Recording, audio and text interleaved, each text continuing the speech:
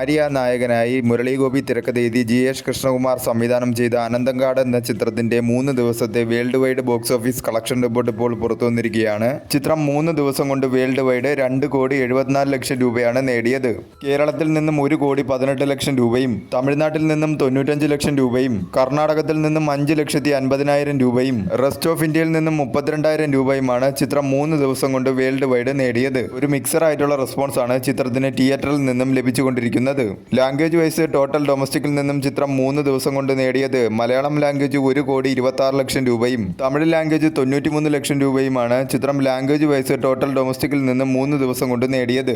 ആദ്യ ദിനം മുതൽ 3 ദിവസം വരെയുള്ള ചിത്രത്തിന്റെ ഡൊമസ്റ്റിക്കിലെ കളക്ഷൻ എടുത്താൽ ആദ്യ ദിനം 83,65,000 രൂപയും രണ്ടാം ദിനം 68,83,000 രൂപയും മൂന്നാം ദിനം 65,59,000 രൂപയുമാണ് ചിത്രം ടോട്ടൽ ഡൊമസ്റ്റിക്കിൽ നിന്നും 3 ദിവസം കൊണ്ട് നേടിയത്. ആദ്യ ദിനത്തെ കളക്ഷനേക്കാൾ 17.71% കുറവാണ് രണ്ടാം ദിവസത്തെ കളക്ഷനിൽ ചിത്രത്തിന് കാണിച്ചിരിക്കുന്നത്. രണ്ടാം ദിനത്തെ കളക്ഷനേക്കാൾ 3% കുറവാണ് നാലാം ദിനത്തെ കളക്ഷനിൽ ചിത്രത്തിന് രേഖപ്പെടുത്തിയിരിക്കുന്നത്.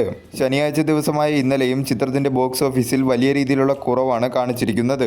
വരും ദിവസങ്ങളിൽ ചിത്രത്തിന്റെ കളക്ഷനിൽ കാര്യമായിട്ടുള്ള ഒരു ഉയർച്ച വന്നാൽ മാത്രമേ ചിത്രത്തിന് തിയേറ്ററിൽ വിജയിക്കാൻ സാധിക്കുകയുള്ളൂ.